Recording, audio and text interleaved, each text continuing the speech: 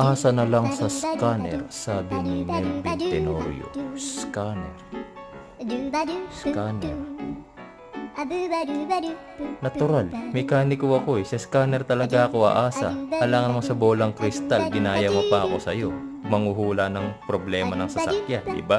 Scanner talaga. Kasi syempre, sa dami ba naman ng sensors ng mga sasakyan ngayon, pag lumabas ang check engine dyan, may error na lumabas sa panel mo, huhulaan mo, gagamitan mo ng bolang kristal, eh di ang suma gagastos ng gagastos ngayon yung kliyente. Kasi hula ka ng hula sa sira ng sasakyan.